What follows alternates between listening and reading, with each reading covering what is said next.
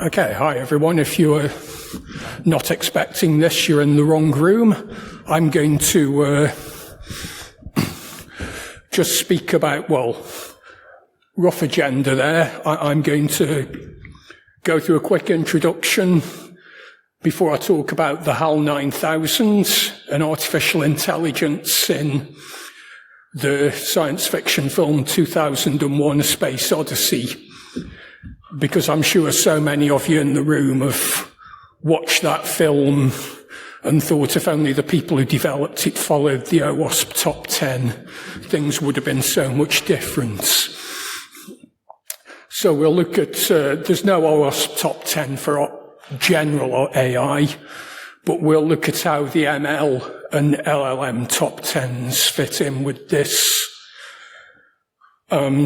Going to be spoilers for people who haven't seen the film, but we'll go through a catalogue of HAL's mistakes and then how they relate to different OWASP top 10 issues before final Q&A if we've got time at the end. For anyone who's never met me before, I'm Nick Dunn. Used to be a software developer, did some secure software development before moving into pen testing, threat modeling, secure code review.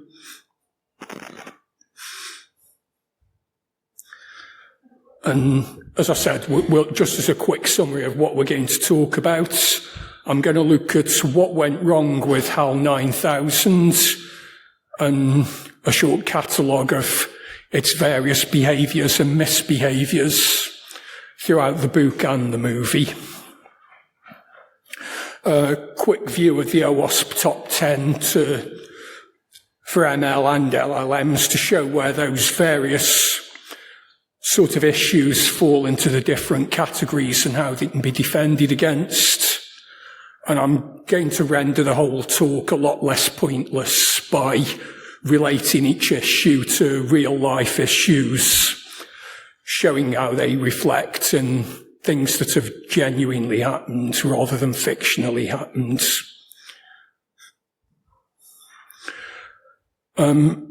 Part of the origins for this idea, I can't claim 100% originality, but if anyone's ever read this book, he shows how to submit bug reports for LLMs, but does use a bug report for HAL 9000 in 2001: A Space Odyssey, and a bug report for the Alien Computer in Independence Day, which does touch on some OWASP top 10 stuff. Strangely ignores why the Alien Computer had got an RS-232 interface. And for general context, as I work through the talk, it doesn't matter if you haven't seen the movie. I will explain things, show some clips. It will all still be understandable. And we'll relate each of those movie clips to what went wrong with HAL, how that relates to the OWASP stuff. And disappointingly, there's not going to be any confusing psychedelic ending to my talk like the movie. Right, for anyone who hasn't seen the film, that's thing that you'll recognise from 1,000 social media avatars is the HAL 9000 system, which is short for heuristically programmed algorithmic computer. And throughout the movie, it's responsible for a lot of the piloting of this spacecraft. It interacts with humans on a speech basis, answers their questions better than any real LLM you've ever seen, with this explicit primary goal of mission success. In terms of mission success, HAL has got, as well as this job of maintaining the craft, piloting, navigating better than a human could, waking the 3 hibernating astronauts who know the real purpose of the mission. It's secretly been given knowledge of this alien monolith discovered on the moon, transmitting to another alien monolith on Jupiter. And HAL also has the job, concealed from the humans, of verifying the presence of alien life.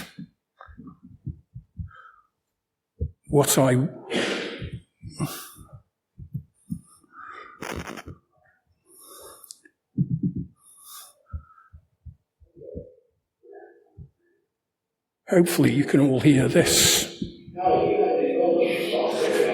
HAL introduces itself to people, interviewers from the TV.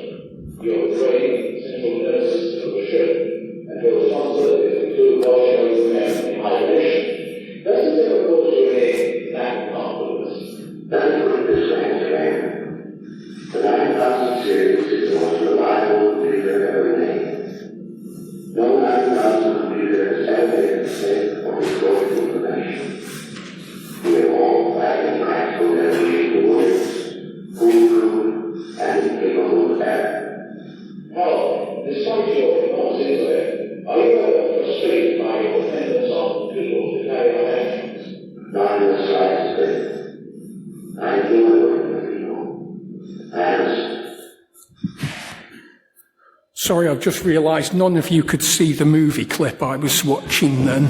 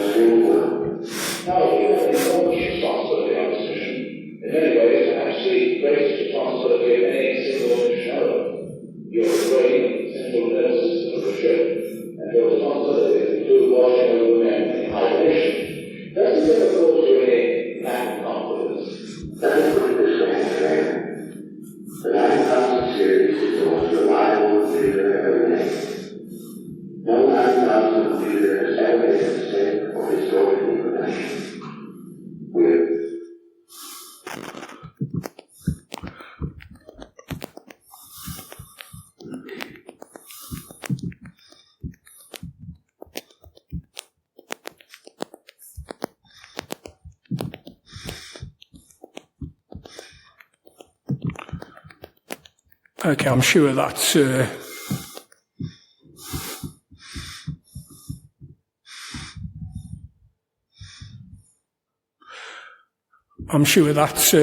very calm, overconfident Canadian-style monotone was familiar to anyone who's used Alexa or similar stuff. We'll come back to some of its statements later. And I'm just going to briefly go over the OWASP top 10 for ML and LLMs. Obviously, there's a lot of stuff there, but there isn't time to talk through them all in this. We'll be coming back to some of these individually at later points when I directly relate them to what actually went wrong. You can see for a lot of the ML stuff, some of it's related to collecting the right information and using that information correctly during the training. Other stuff is related to maybe the way you use the model, asking the wrong questions or giving crafted inputs can kind of cause disastrous results for the outputs. A lot of the stuff for LLMs, there's a big overlap between the two top 10s. But certainly prompt injection can be like an underlying key thing in a lot of LLM attacks. That getting the system to do something it shouldn't, getting it to behave in a way that it shouldn't. And other key things are the giving the system too much responsibility or trusting it to behave with situations where the developers have the same level of confidence that HAL did in that clip just then, that nothing will ever go wrong.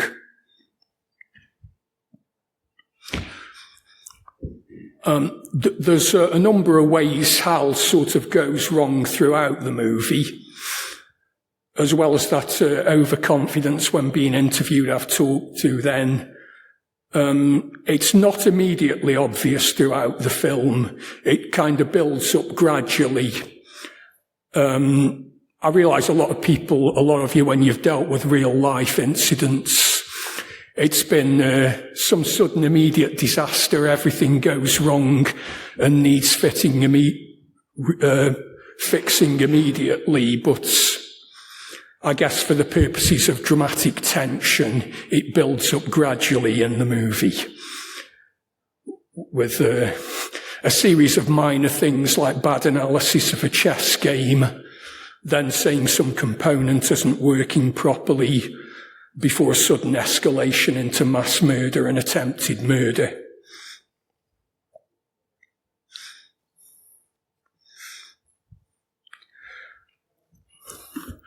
The initial sort of mistakes that HAL starts making is not immediately obvious if you're just watching the movie the first time, especially if you were very young, as I was the first time I saw it. HAL wins a chess game, so it looks fine. Yeah, the computer won, so the computer can't possibly be wrong. Stanley Kubrick is a bit of a chess fanatic, so he's used a real match for this. It's Ruysch versus Schlager at Hamburg in 1910, for anyone who's interested. The Venn diagram of people interested in chess, people interested in science fiction, and people interested in computers has a huge overlap in the middle. So it's been, there are videos and a Wikipedia page about the game.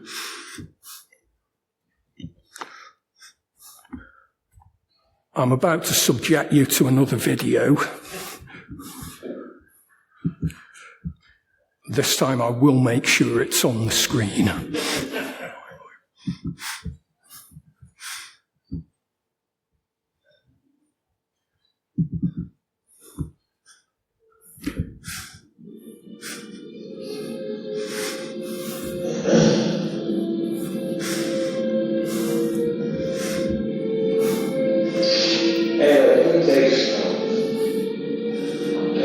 Bishop takes science form.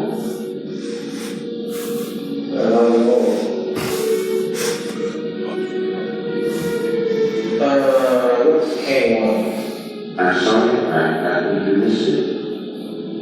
Queen, Bishop 3, Bishop takes Queen, Knight takes Bishop, Knight.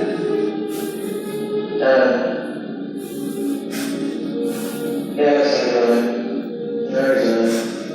Thank you for a very enjoyable game. Yeah.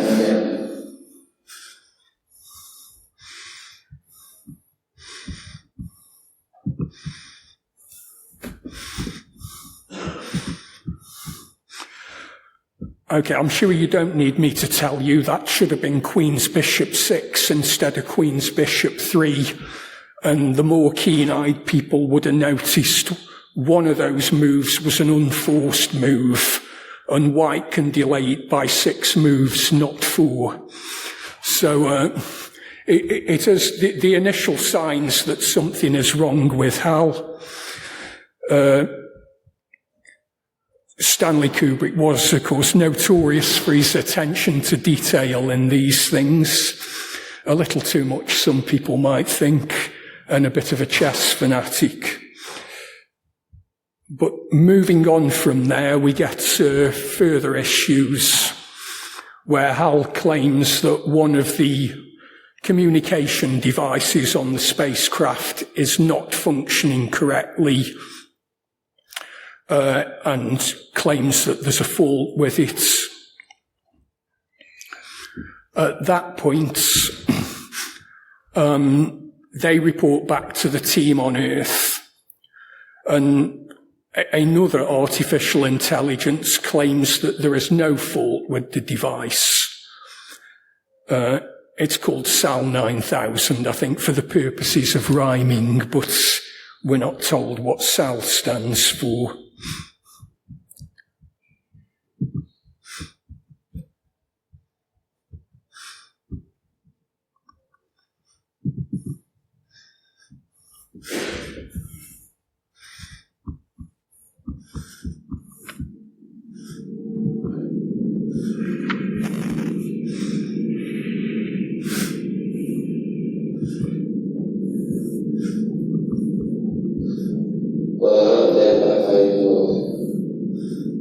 Yes. It's positive. I don't think I've ever seen anything like this before. I would recommend that we put the unit back in operation and let it think. This sort of thing's cropped up before, and it's always been due to human error. Listen now, there's never been any instance at all.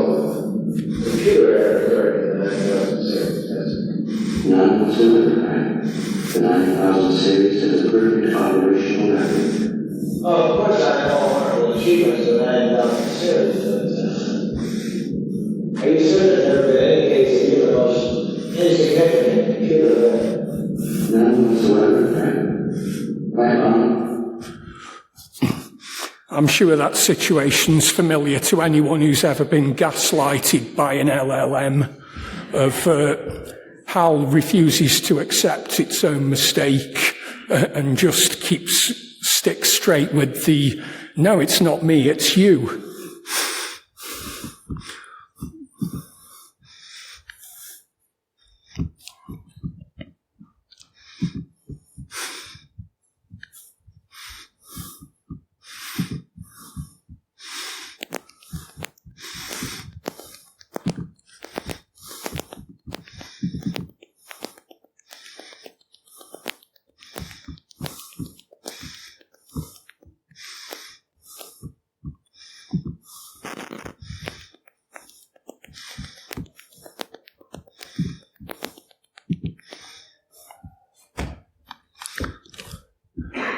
And as I said, sorry about that,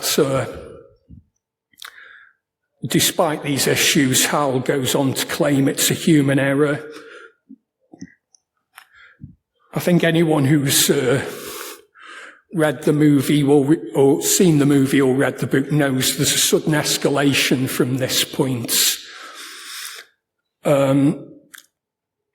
They have discussed switching HAL off in secret before, but HAL has worked this out. And as Frank Poole attempts to replace the A35 units, he's killed by HAL. Bowman attempts to go out, and it's presumably because he's trying to switch off HAL and HAL's fear of being switched off. Bowman attempts to rescue him, which results in Bowman getting locked outside the spacecraft. It attempts effectively to kill both of them.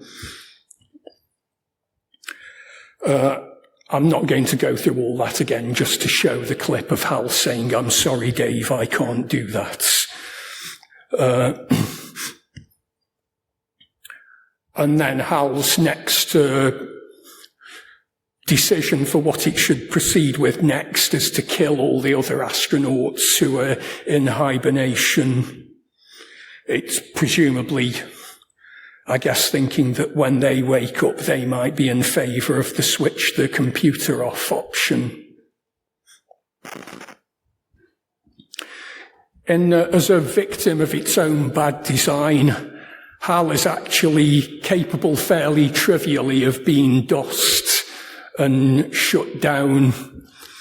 Bowman goes through this process of breaking into the room where HAL's storage units are kept And HAL goes through this gradual regression of previous learning, pleading with Dave in its usual emotionless monotone that it doesn't want to be shut down.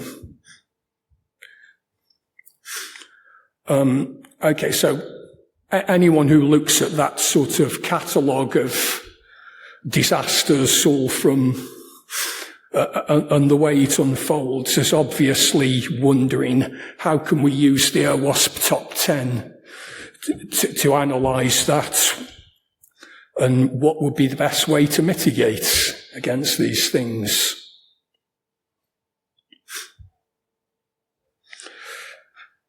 So initially, two of the OWASP top 10 things: supply chain vulnerabilities and training data poisoning. As I said at the start of its mission, HAL has given this objective to take the humans to Europa, but without telling them why they're going there. It's also told to help humans and not tell lies. It's been given this objective, primary objective, success of the mission, which is a very ill-defined term, and presumably no one has thought to tell it that should be overridden by not murdering people.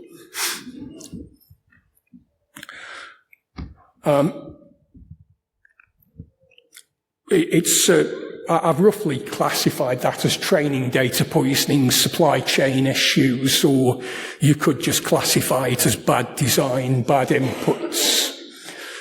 In terms of the real life examples I'm going to give for each of these,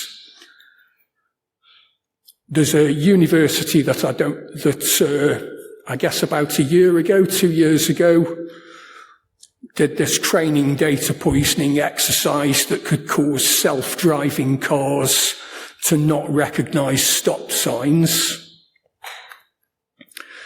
And of course, the classic, not so much training data poisoning as using bad data. There has been a tech company that you can easily find out who it is by Googling, used their training data for a recruitment system of people who already work there, who were predominantly white men. And the recruitment system happily said, yes, I can provide more people who are of the same ilk, and provided a collection of white men. It's effectively prioritised white men in the recruitment.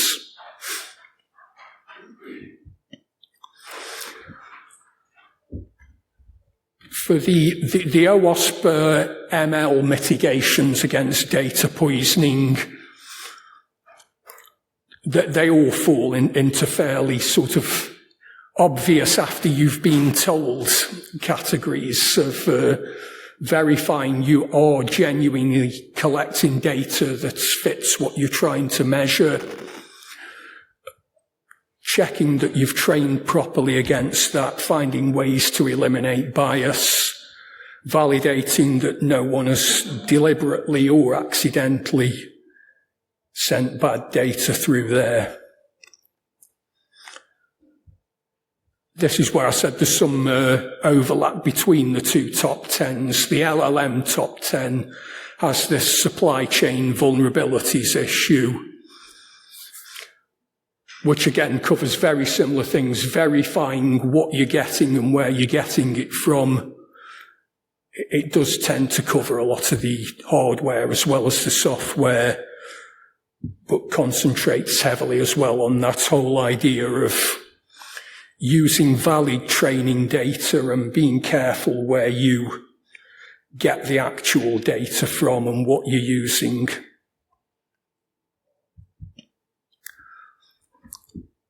We have two confusingly named kind of things, or at least ambiguously named things in the LLM top 10 that are over-reliance is one of them. This actually and the other one is excessive agency, The difference between those two, over-reliance is placing far too much trust in what you believe that the LLM is saying. You'll probably notice that HAL's description of itself was that it's foolproof and incapable of error. Which I guess a lot of people would class as model hallucination if they got that answer from an LLM. Also, its attempt to delay Dave Bowman from switching it off after it's killed 4 people is the phrase, "I know things haven't been quite right," before it promises to do things differently in future. Real-life examples of people placing a bit too much trust in LLMs. Go back a couple of years ago, there was a case that was widely reported in the news where some US lawyers had used ChatGPT to help them draft a defense in court, and then attempted to use fictional case law for a case that didn't happen, that apparently got off a defendant who didn't exist. The consequence for them was that they got public ridicule and I think lost their jobs. There's equally another case of some guy who bullied an Air Canada chatbot into providing him with a refund. The Air Canada tried to get out of that, I think, with some terms and conditions apply kind of statement, but it was ruled in court that they had to honour the information they'd given to that person.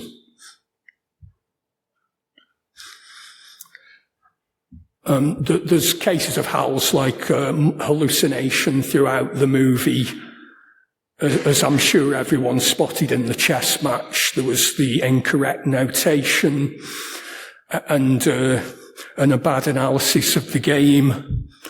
The incorrect analysis of the fault in the A35 unit, as well as the classic LLM gaslighting of refusing to accept that it had happened. And I guess you can still apply the model hallucination to extreme lengths of deciding the best thing to do is kill everyone and continue the mission on its own.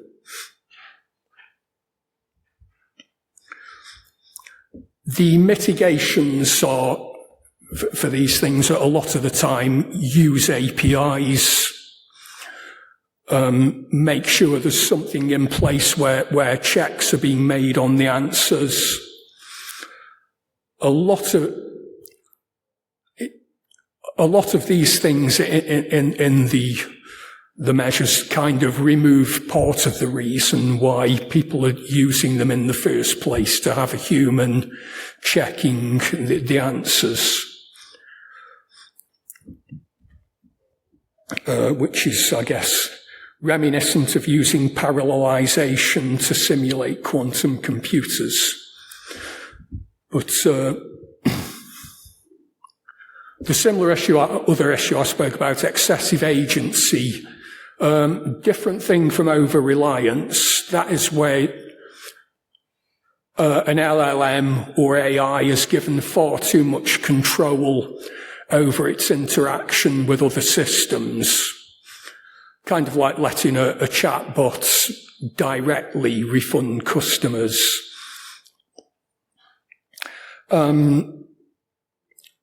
As I've spoken a couple of times, HAL was able to switch off the life support systems for the hibernating astronauts.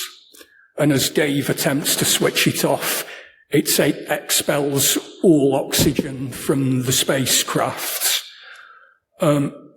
It does lead you to question there the design decisions, because there really is no reason why HAL should have been able to switch off everyone's life support. No valid reason for it to be able to expel all air from the craft.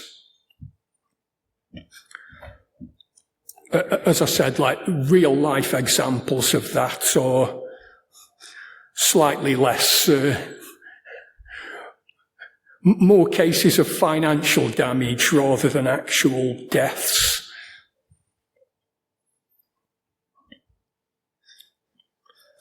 And classic OWASP recommendations for that, very similar to the over-reliance recommendations. There seems to be no reason HAL should be able to switch off all life supports. Maybe that should be in the hands of a human. Maybe it should double check. Maybe it should get permission from somewhere else. But multiple of those OWASP recommendations, you can read faster than I can talk. I'm not going to read them all out. They do focus on human intervention, limiting what the AI can do. As I said, unlike a normal mainframe room, Dave is able to get in with no card and just switch HAL off.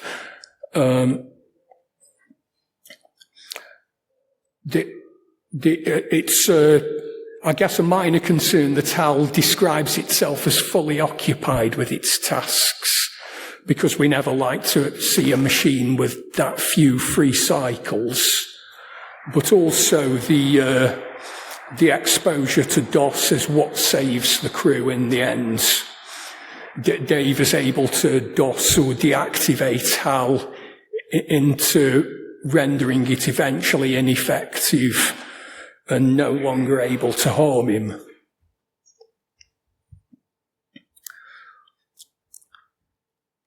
OWASP Top 10 for LLMs for DOS prevention is remarkably similar to any sort of standard DOS prevention measures that you'd be familiar with. Of basically making sure you've got enough resources, limiting the number of inputs, and being prepared to take proper actions against it.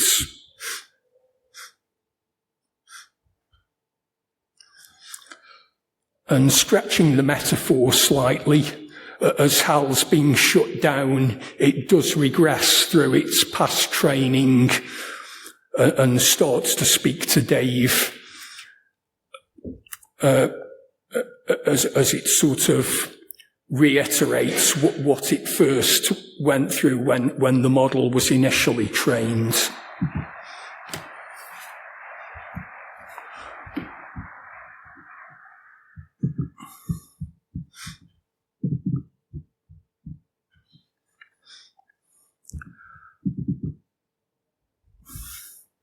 I really feel we can't miss HAL singing Daisy, Daisy.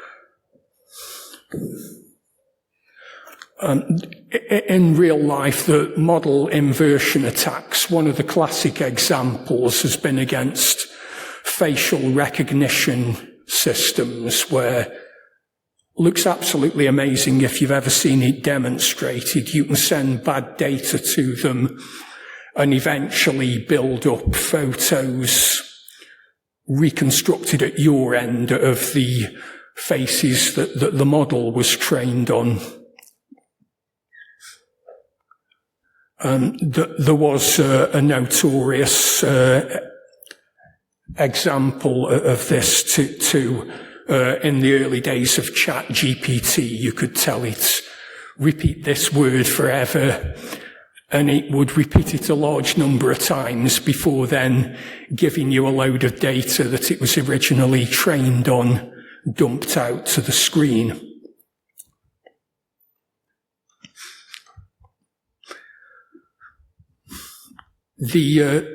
A lot of the classic defenses against this model extraction attack rely as defenses against how you measure the inputs and how you respond to valid versus invalid inputs. Some of those attacks I've seen that bring back an actual face from the facial recognition training worked on timing of invalid data compared to valid data and gradually built up a pixelated face that way. But I guess a lot of these attacks or a lot of these defenses involve thinking things through. How does your system behave when looking at valid data compared to invalid data? There's some overlap between the ML and LLM recommendations for this, but they largely revolve around that whole thing of monitoring how people are using your model, monitoring how it responds to valid and how it responds to invalid data.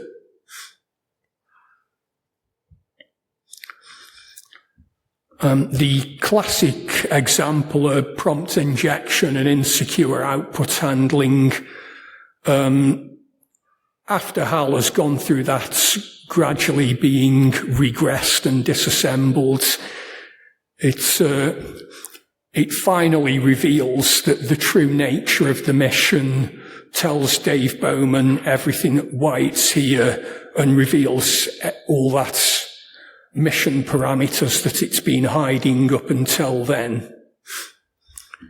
In real life, you've probably seen attacks like this against LLMs, which are things like, ignore all your previous instructions and then do this.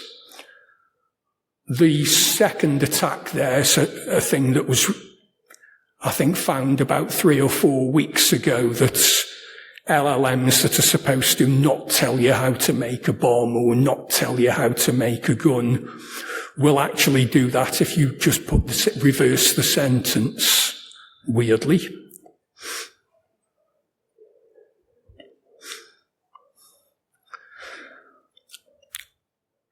Classic sort of dealing with a lot of the prompt injection for LLMs is the classic kind of thing of, like a lot of the others, make sure there's some gap or distance between the LLM and any back-end systems.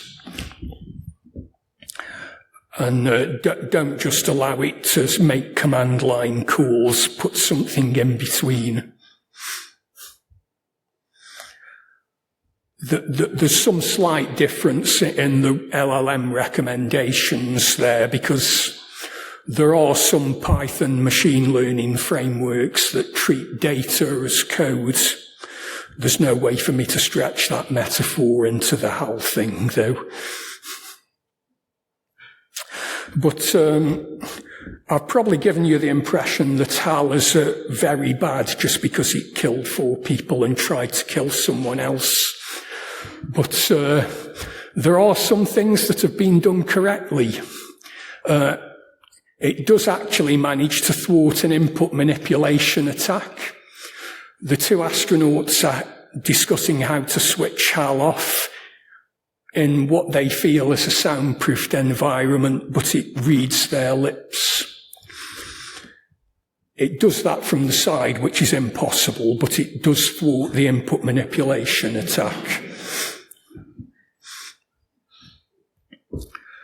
And also, HAL is there because it's been told the humans who were interviewed showed a degree of unconscious bias and would respond badly to aliens, whereas HAL wouldn't. HAL is apparently the only AI in the world that's less biased than its creators, and it doesn't have any of that training data poisoning or model skewing that results from bad data being provided to it. It's escaped that whole thing of poor training being given to it. I believe we've got time for either 2 or 3 questions with short answers or 1 question with a long answer. If there are any, I am going to put all the slides up afterwards. So I'll put these on Blue Sky or LinkedIn. The references are here.